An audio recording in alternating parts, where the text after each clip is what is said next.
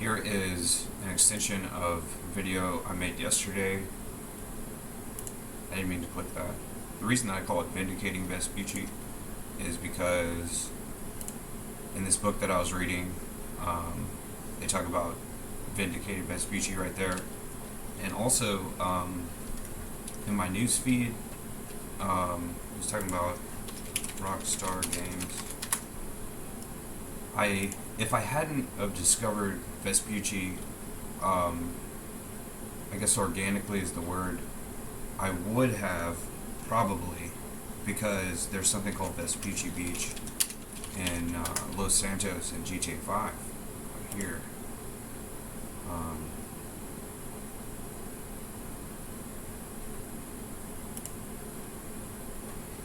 And so this showed up in my news feed.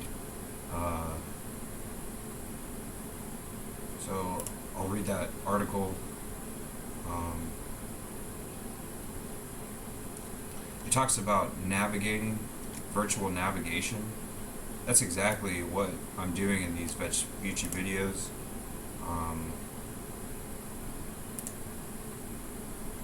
And another thing is there's a motorcycle called the Vindicator, GTA 5.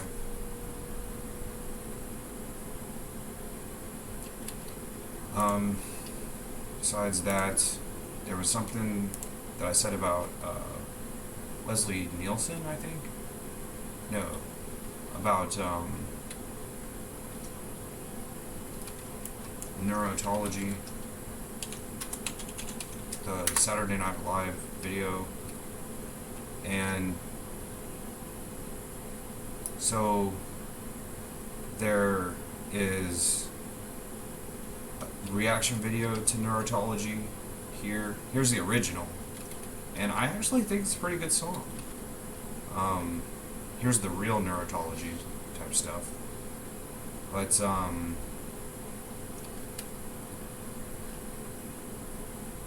drawing a blank. What was it? Oh, it was neuro-linguistic programming. That's what it is, neuro-linguistic programming. So, what people don't understand about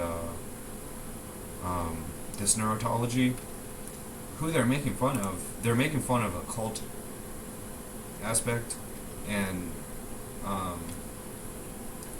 Saturday Night Live itself is a massive cult. It's had a massive cult following since the 70s. It's one of the oldest, I don't know, in modern times it's one of the older cults, actually, one of the elder cults. And anyway, so primarily I think they're mocking the founder of Saturday Night Live here, just like in the movie Austin Powers, Dr. Evil's character is supposed to be based on Lorne Michaels, the founder of Saturday Night Live.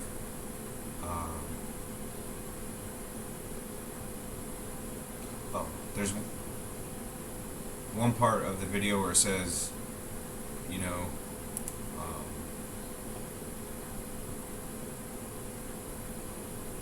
it says this guy has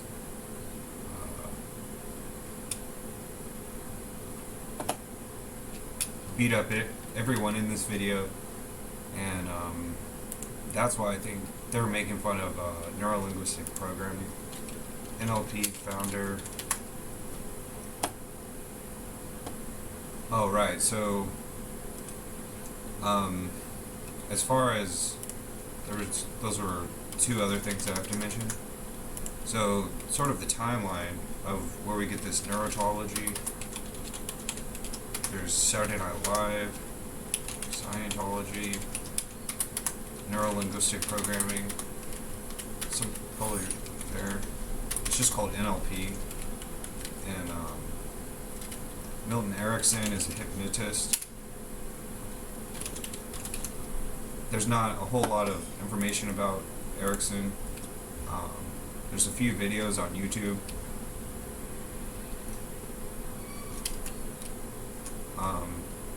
He can be characterized in the same class as Carl Jung and Sigmund Freud. And then there's still more. In between this NLP stuff, another branch of that or subculture is stuff like this, just regular self-development. Guys like Tony Robbins, and there's a whole lot of these guys. One's called named Ziglar, I think. I don't know if that's the way to spell it. There's a guy who wrote 7 Habits of Highly Successful People.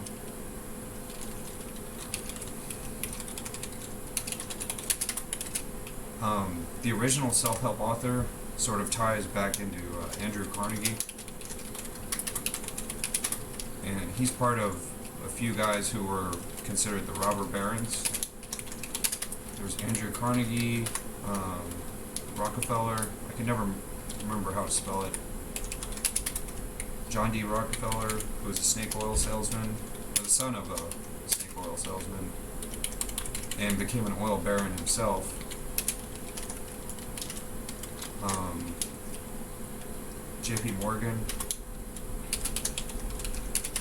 So everybody wanted to know how they were sort of vilified in the media even before the Italian mob was vilified around the year 1900 in the Industrial Revolution. Everyone wanted to know their secrets. How can, we'll stop vilifying you in the media if you just tell us how you make all this money. And so one guy who had, I don't know if he had the same name, but he wrote The Laws of Success. This was the first self-help book right here, and even he was the first vlogger in the early 1920s. He made video blogs, and no one made video blogs until like 1990, 2000. Now lots of people. Napoleon Hill is the guy. He interviewed, somehow he was just a salesman who was able to interview one of the top 3 richest men in the world at the time, who was Andrew Carnegie of the steel industry, considered a robber baron, and it's called The Laws of Success, I think, but it's a video series even. So he, based upon interviews with 100 American millionaires. So here is like the original. It's like all these other books are not interviewing millionaires. Even the two of the richest men in the world at the time now. I saw an article about Bill Gates and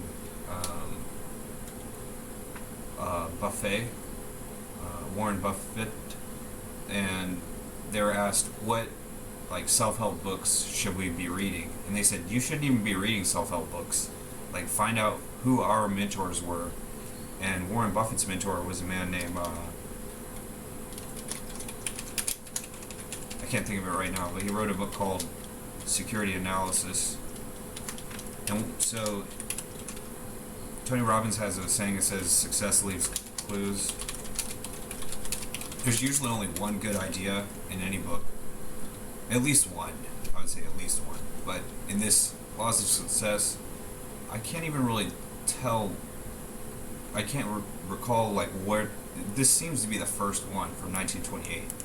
That was even before the Great Depression. But security analysis. This was supposed to be a short video. Now it's getting really long. Here was Warren Buffett's mentor. He was a Harvard business school, Benjamin Graham. So I don't know who David Dodd is. Might be a Modern Times guy.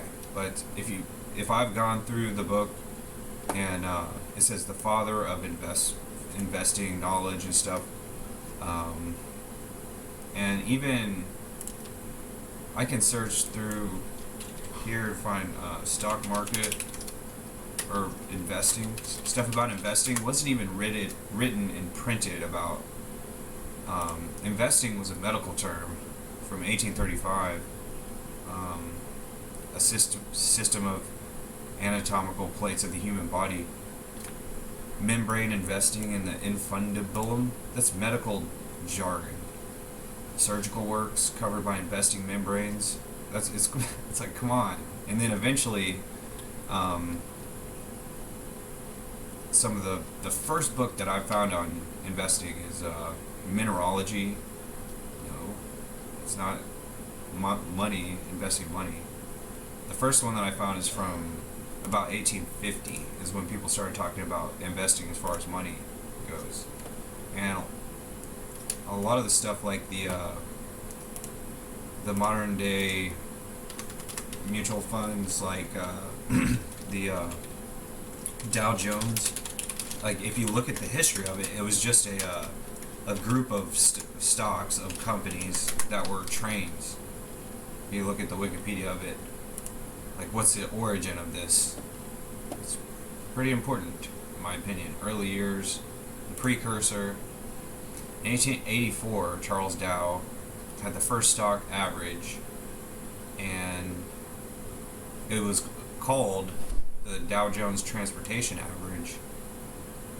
You know, Pacific Railroad, that railroad,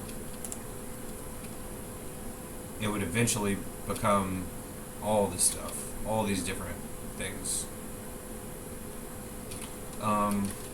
Okay, so in Benjamin Graham's book, Security Analysis, and I just heard it as an audiobook on YouTube.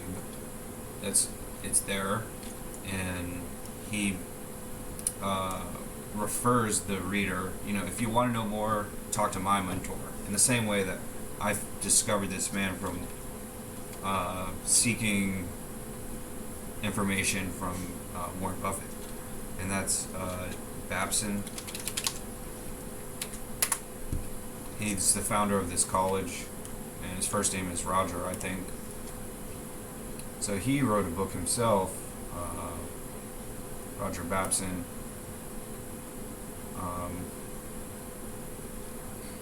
He is credited and known for predicting the crash of 1929. So he has the 10 Commandments of investing. In every book, there's usually like one good thing like this. Even in the autobiography of Ben Franklin,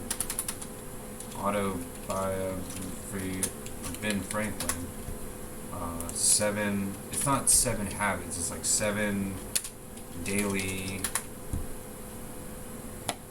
routine. It's like 7 things to do every day or something. Where is it though? It might be this one. It's like fill in the blank. Right here, that's it. It's like the morning question. What shall I do this day?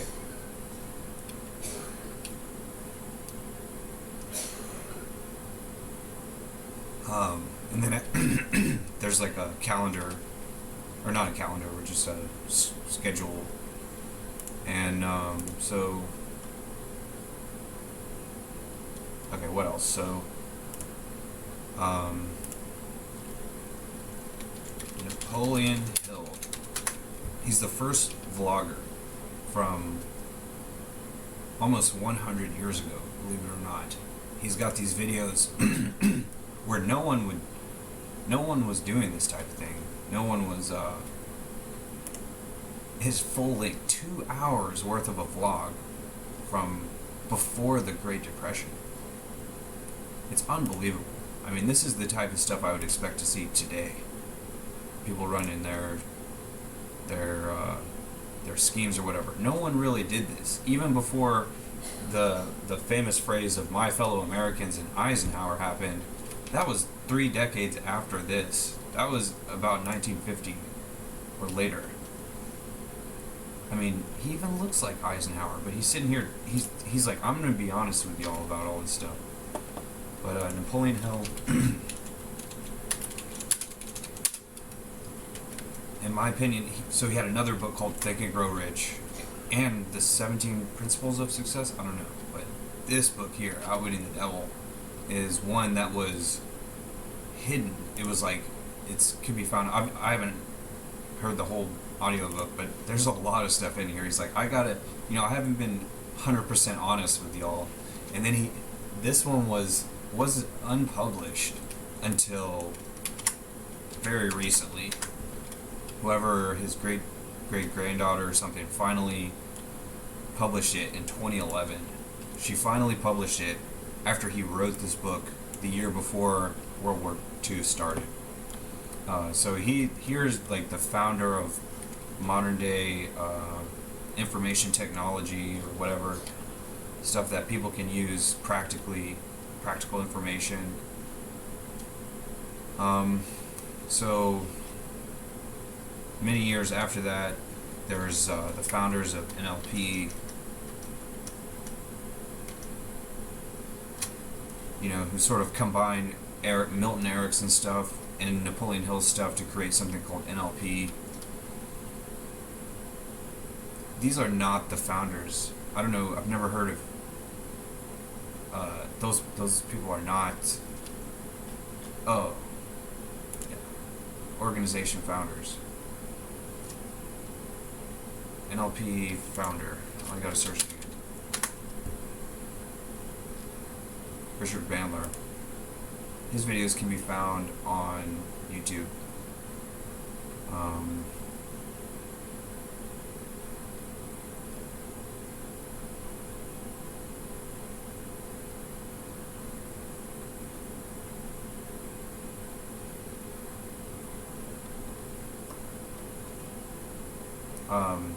More interesting and easier to understand than brain. It's like brain, word, and the word programming goes back way before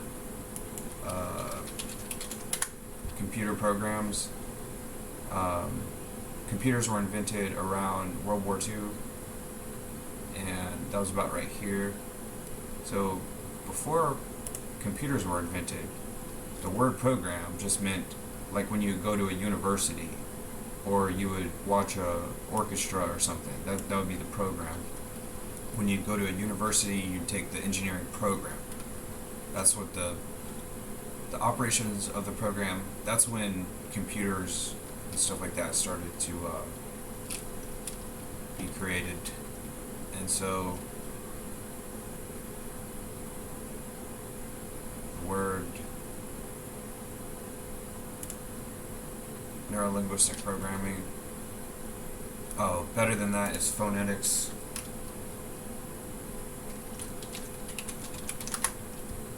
I think it's interesting. It's just the study and classification of speech sounds. When words sound similar, I think what's interesting is in different languages, what words sound similar in different languages.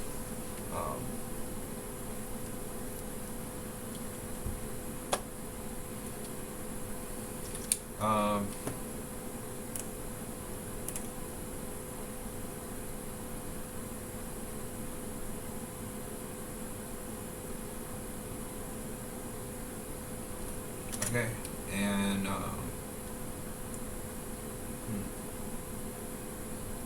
well, I'll just reiterate. Even stuff in the way that I sort of was into this was just trying to find pickup lines, searching. I ended up finding a pickup community, and I didn't realize that all these concepts I was learning, such as demonstrating higher value, was taken from the book Dianetics.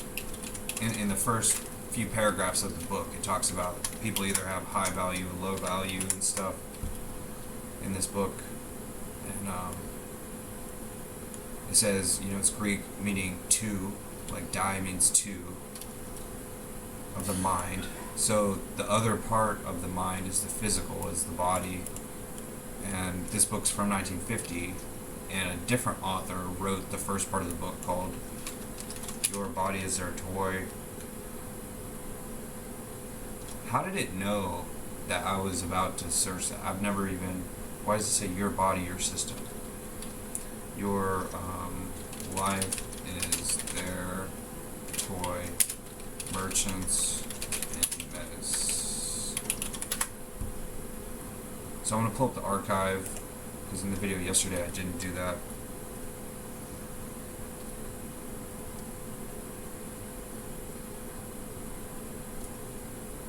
I'm gonna search.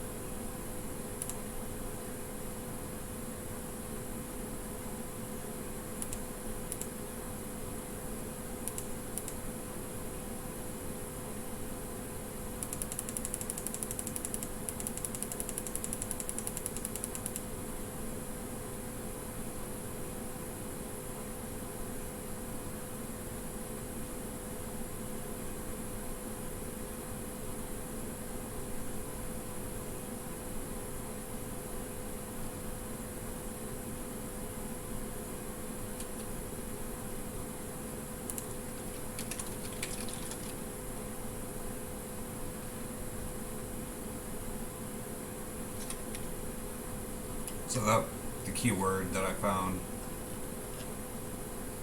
was barber. The origin of the American College of Surgeons found its roots in business competition. Barbers monopolized the field of surgery for centuries.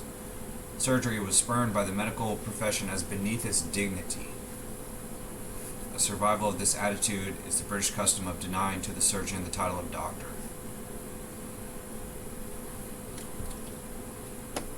Okay. There was another thing yesterday in the book that I searched, and that was the King James version of the Bible. And I pointed out how, I don't know if I'm going to expand on that. I'll just leave that how it was. I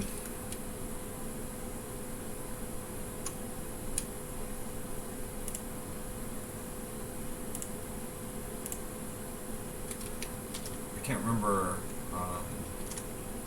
That's what I was talking about. I can't remember how I got here. What I searched that for. So I'll go back to my notes. So I have searched. A lot of people share really small quotes from MLK, but with a headset like this, or even like a smaller one, it's possible to just hear this stuff and put it on 2 times speed or whatever.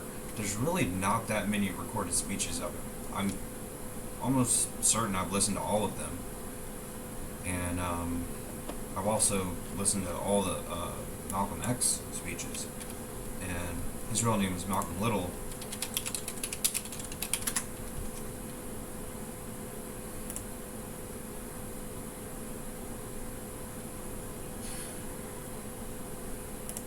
So here we can see he was the only African American apparently in the schools that he grew up in.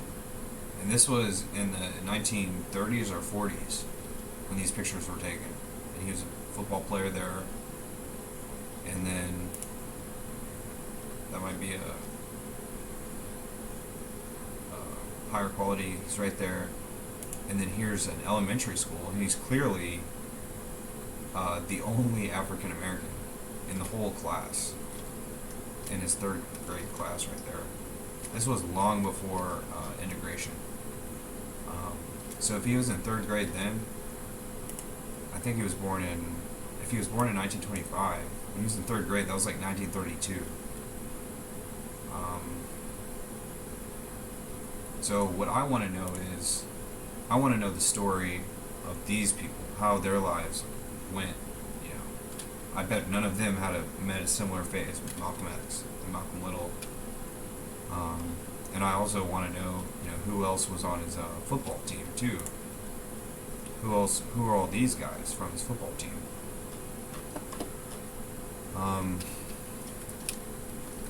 And the reasoning for that is, like, if I search about Nixon high school photo.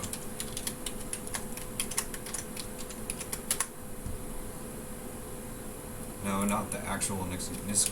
Nixon High School photo. Come on. I'm looking for the actual Richard Nixon, not Richard Nixon High School. No. No. I'm looking for Richard Nixon Young. Yeah. That's, I don't know. Okay, so here he was also a football player. I want to see the full football team, you know, how he measured up. I'm looking for one particular photo. Maybe if I click this one, it'll show me. I think I'm looking for the full of that one.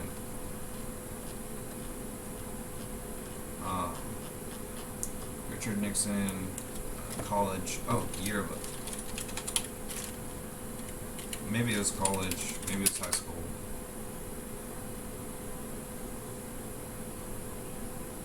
Right here, student body officers. So he was, I think, class president, and so who we see here, right here on the mirror opposite of him, is Dorothy Petty. I don't know if that's visible. Oh no, it says one moment please. None of this has been captured.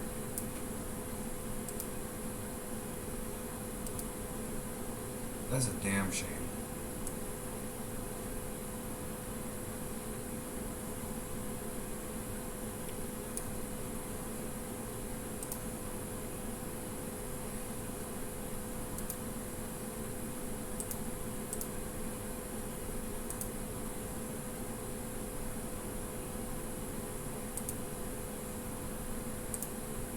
This whole video is just me talking in the corner like that.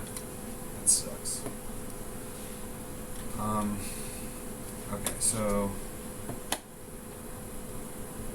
I guess I'll just complete this. So right here on the right is Dorothy Petty, and it's significant because I think the first lady, when no, it wasn't Martha Washington technically, but it was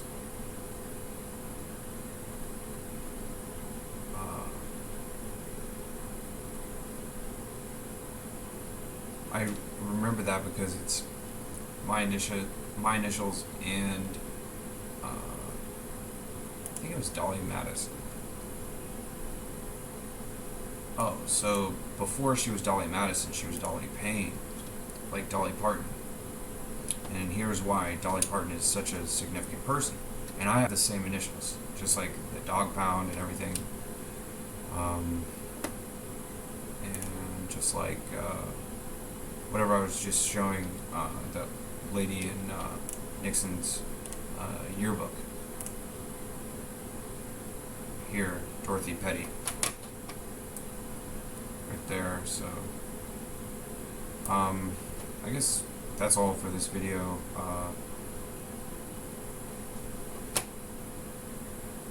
Wow, there's so much here that I didn't get on video. Oh well. Alright.